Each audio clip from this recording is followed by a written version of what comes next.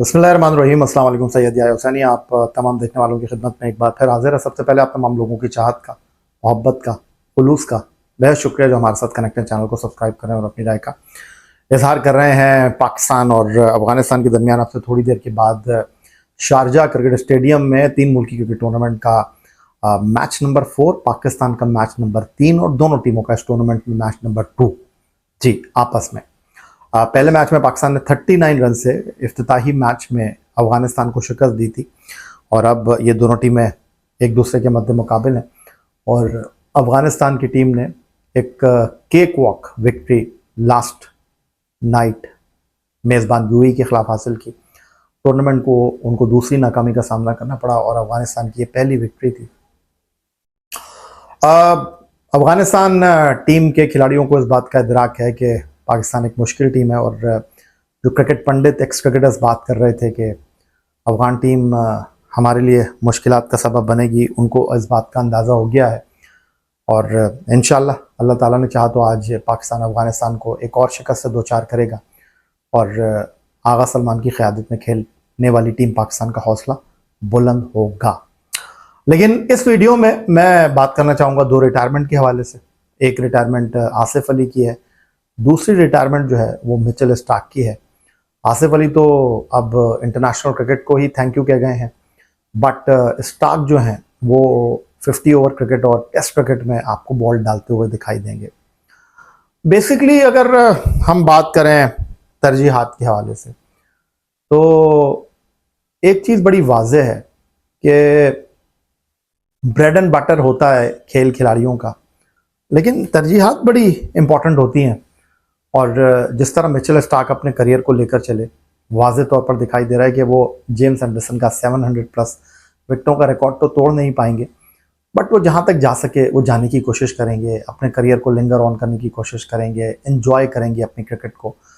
और उनको इस बात का बेहतर अंदाज में इदराक है और उनके क्रिकेट बोर्ड को भी पता है कि जनाब किस तरह स्टार्क को जो है वो इस क्रिकेट के लिए रखना है, क्योंकि T20 क्रिकेट ठीक है, लोगों की तवज्जो अपनी जगह पर, लेकिन इस क्रिकेट में अब मिचेल स्टार्क से उनको कुछ ज़्यादा निकालना नहीं था, या मिचेल स्टार्क को भी पता था कि वो यहाँ क्या अचीव कर सकते हैं और क्या नहीं कर सकते। ये बड़ी इंपॉर्टेंट चीज़ है।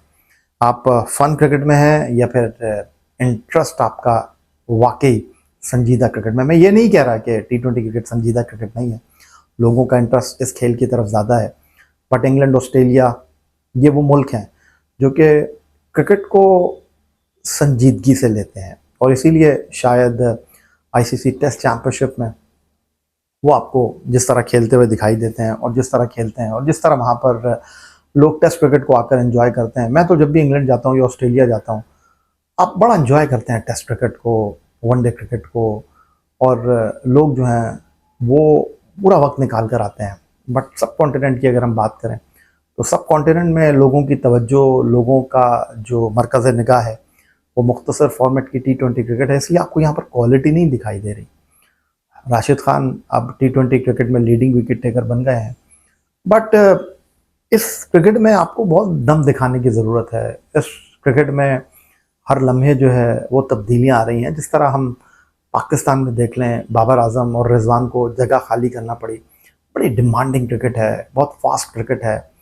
तो आसिफ अली की बात कर लेते हैं। आसिफ अली का करियर मुख्तसर ही कहेंगे, लेकिन इस मुख्तसर करियर में उनकी कुछ अच्छी हाइलाइट्स भी हैं और उन्होंने कुछ अच्छे अंदाज में अपने करियर को भी चलाया। सिर्फ 33 साल की उम्र में 21 एक रोज़ा मैच और 58 T20 खेलने वाले आसिफ अली, जिनकी इस मुख्तसर फॉर्मेट के खेल में 2018 में कहानी शुरू हुई और इस्लामाबाद यूनाइटेड जो कि JP डोमनी, मिसबाह उल हक, शादाब खान की क़यादत में 3 टाइटल जीता है, वहाँ से आसिफ अली खेले और अब इस्लामाबाद यूनाइटेड को भी लगता है नहीं तो ये आसिफ अली वो हैं जो PSL में एक टाइम पे प्लैटिनम कैटेगरी में थे, अब कलंदर से खेले हैं और कैसे खेले हैं और उनकी जगह बन रही थी या अगले आने वाले PSL में या किसी लीग क्रिकेट में वो आपको दिखाई देंगे, बड़ा सवाल होगा।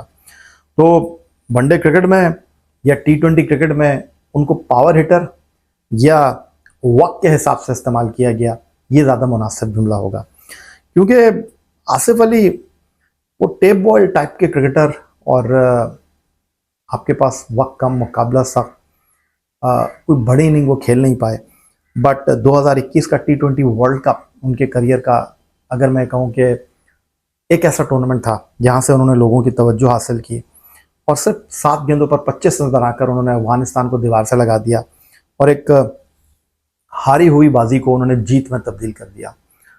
उनकी पर्सनल लाइफ भी बड़ी डिस्टर्बिंग रही। जब वो खेल रहे थे, उनकी साहबजादी एक जानलेवा बीमारी की वजह से दुनिया में नहीं रही। तो कर्ब, दुख, तकलीफ, ये छोटे लफ्ज़ हैं मेरा ख्याल है।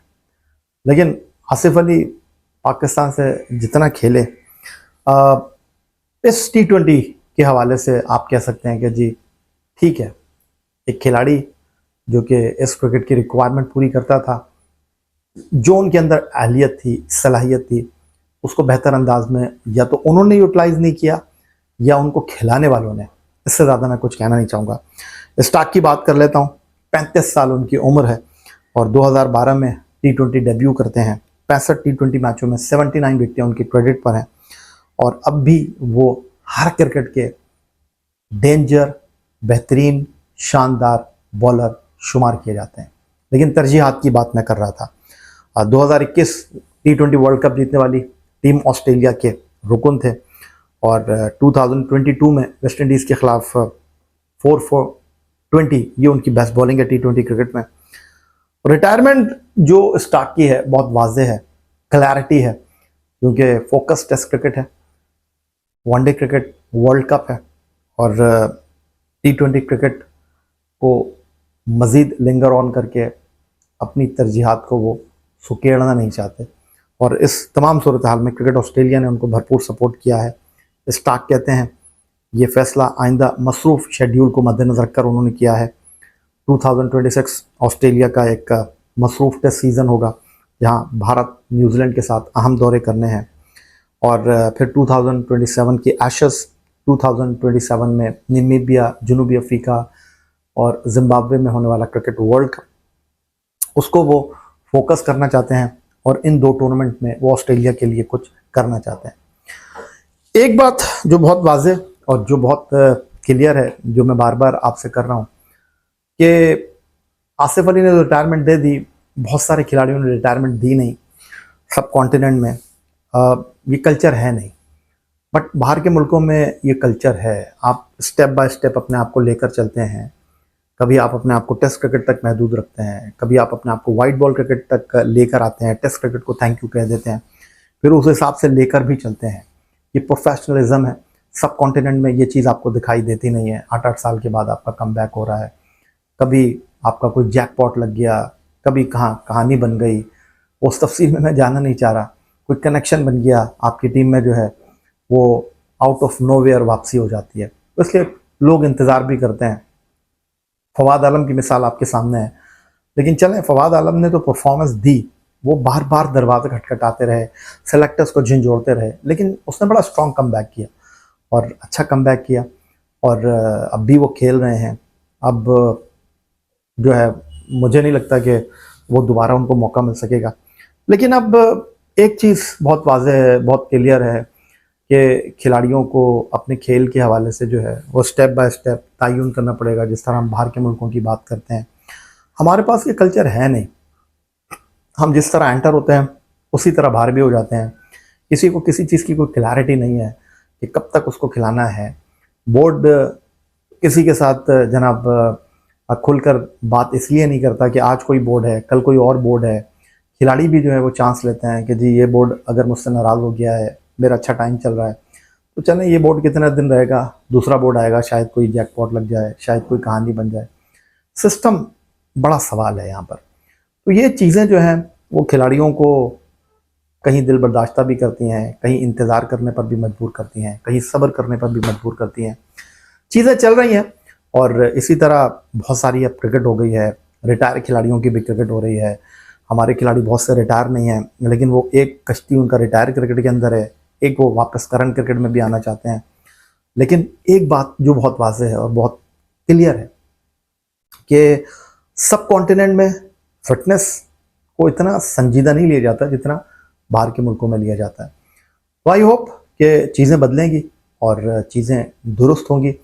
बहरहाल खेल के साथ या किसी भी शोबे के साथ अपने आप को डिटैच करना इतना आसान नहीं होता।